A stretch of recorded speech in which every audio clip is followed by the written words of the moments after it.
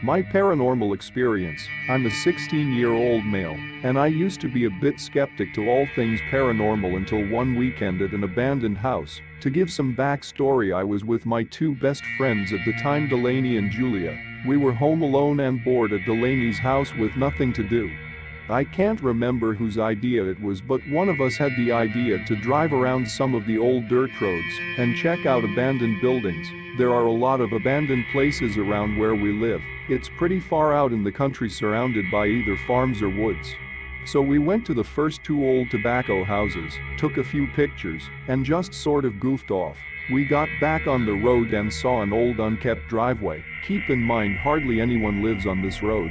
So we decided to drive down the driveway despite Julia saying we shouldn't because it didn't feel right to her. Not the fact that it'd be trespassing, just that she had extremely bad vibes about that place. However, Delaney and I insisted. We drove down it, and it went pretty far back into the woods.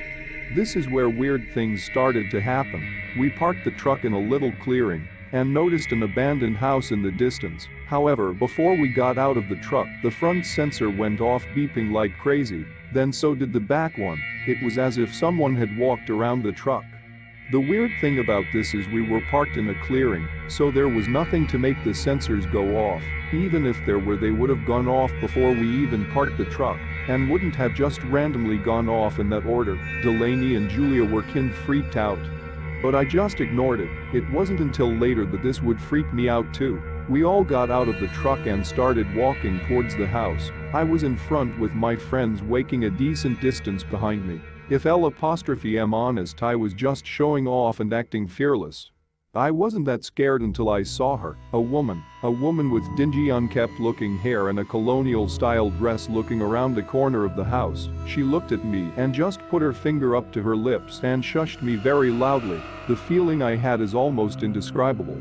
Imagine feeling as if all sense of safety and protection is gone and you don't feel at all happy. My heart felt like it stopped. I started crying. I was so scared. I knew she wasn't human. I don't know how, I just knew.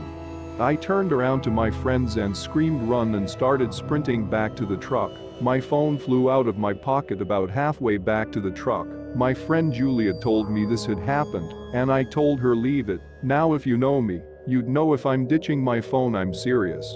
Julia's and Delaney got back to the truck. We tried to open it, but it was locked. Delaney reached for her keys, but they were gone, and so was Julia's phone. It's as if whatever that thing was trying to keep us there. Delaney ran back and picked up Julia and I's phones and found her keys.